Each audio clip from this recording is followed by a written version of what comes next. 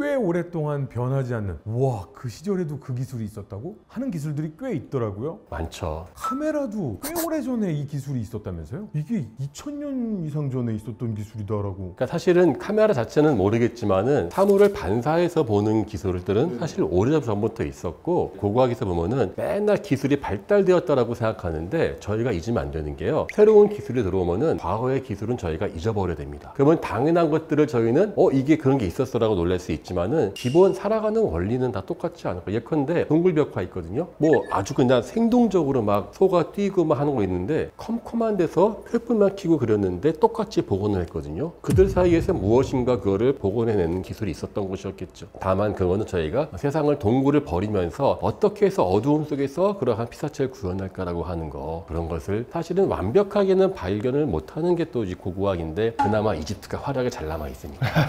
이집트에서도 사실은 용도를 알 수 없는 물건들이 꽤 많이 확인이 되거든요. 밝혀지지 않은? 고고학에서 항상 어떤 물건이 나올 때 이 물건의 용도를 판단하는 것이 쉽지는 않아요. 왜냐하면 항상 이제 그 연구자들이 우리가 살아가는 현대인으로서의 직관을 작동시켜가지고 뭐가 닮았다 그러고서 이제 그 용도로 추정하는 경우들이 있는데, 또 실제와는 완전히 다른 그런 경우로 나타나거든요. 이를테면은 고대 이집트에서 굉장히 많이 나타난 물건 중에서 헤카와 넥헤크라고 하는 일종의 지팡이가 있어요. 하나는 이게 갈고리처럼 생겼고 하나는 도리깨처럼 생겼는데, 사실 이게 정확히 어떤 용도로 사용되는지 알 수가 없습니다. 그래서 이제 연구자들에 따라서는 이 헤카가 목축 쪽에서 사용된 도구였다, 넥헤크가 농경 쪽에서 일종의 진짜로 이제 그 곡식을 치는 그 도리깨로서 사용이 되었다라고 주장하는 경우도 있고, 또 어떤 경우는 반대의 경우도 있어요. 그 헤카, 요 갈고리 모양의 도구가 흙을 퍼가지고 강물에다가 던질 때, 의식을 할 때, 그러니까 약간 농경이랑 더 관련된 어떤 도구다, 이렇게 이야기하는 경우도 있고, 요 넥헤크가 오히려 그 목동들이 양을 치거나 어떤 목축 활동을 할 때 사용되는 도구다, 이렇게 얘기하는 경우도 있습니다. 사실 아직까지 알 수가 없어요. 얘기를 듣다 보니까 정말 고고학 쪽에서는 상상이 난무하게 되잖아요. 그래서 무식한 소리 하지 마십시오, 이거는 이거에 쓰는 물건입니다 라고 강력하게 주장을 했는데, 나중에 실증 자료가 예를 들어 글로 나오거나 했는데 전혀 다른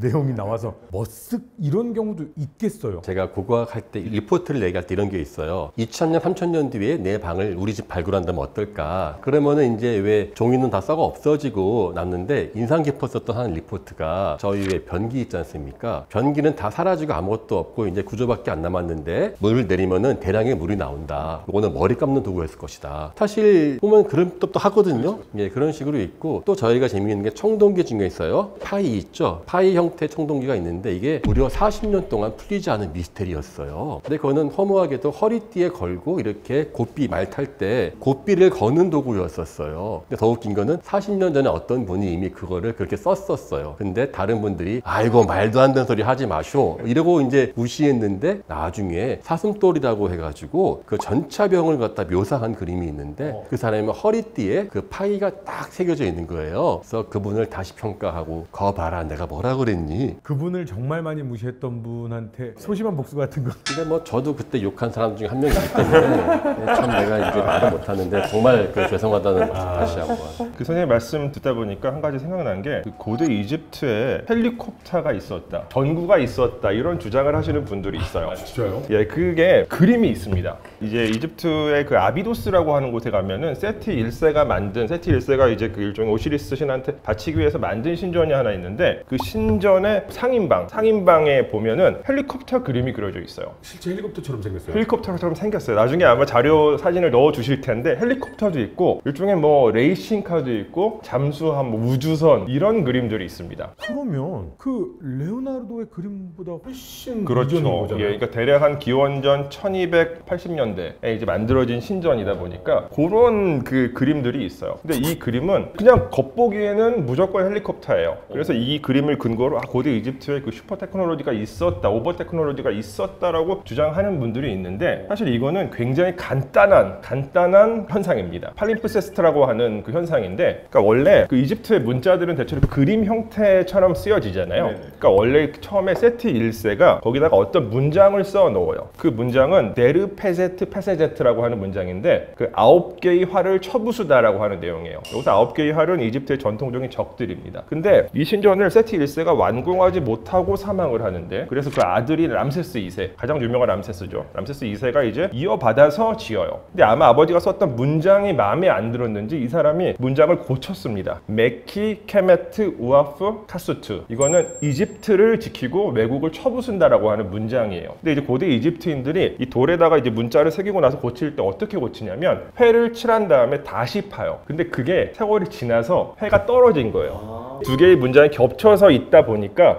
이게 우연히 헬리콥터나 우주선의 모양처럼 보이게 된 겁니다. 근데 이게 고대 이집트 문자를 읽을 수 있으면 사실 굉장히 간단하게 해결되는 문제거든요. 근데 보통 이제 그런 주장을 하시는 분들은 이집트 문자를 공부하시지 않고 그냥 이제 그 그림만 가지고 직관적으로 그걸 이제 판단하시기 때문에 그런 말씀들을 하셨던 거죠.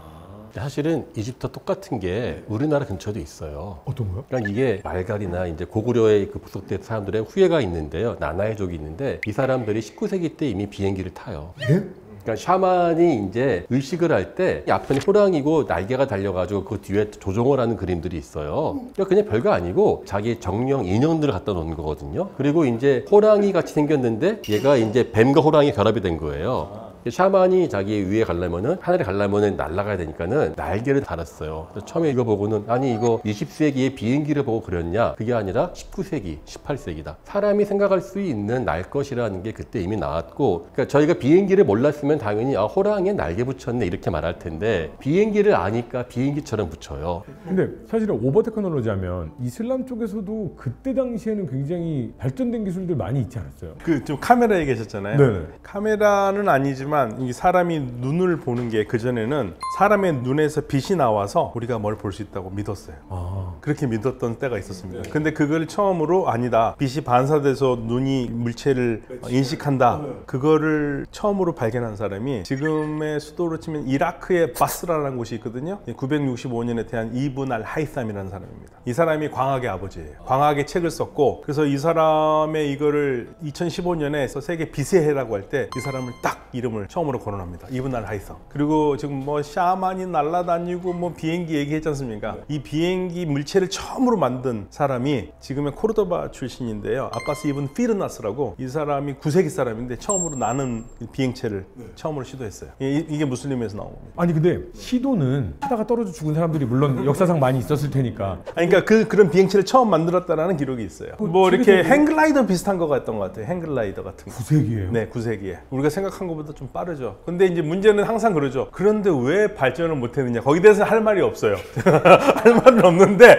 아무튼 시작은 빨랐어요. 지금하고는 다르게. 뭐 하나 파다 보면 꼭 끝이 계승된 이슬람이 되더라고요. 맞아요, 맞아요. 얼마 전에 뭐 소주 가지고 연구를 하는데 뭐 소주를 하건 뭐라건 결국 끝은 이슬람에서 시작돼요. 네, 네. 그래서 몇 년 전에, 지금도 사실은 그런 박물관이 있는데 1001 1001가지의 과학적인 발견이 무슬림 세계에 있었다 해가지고 1001가지의 발견, 위대한 발견이라는 걸로 해서 책도 나오고, 그래서 지금 논란이 좀 되고 있긴 해요. 그래서 서양 학자들은, 과학사들은 이거 좀 거짓말이 많이 섞여 있다고 얘기는 하지만 그만큼 중간시대, 우리는 중간시대라고 부르거든요. 중세의 무슬림 세계가 발전했었던 거죠.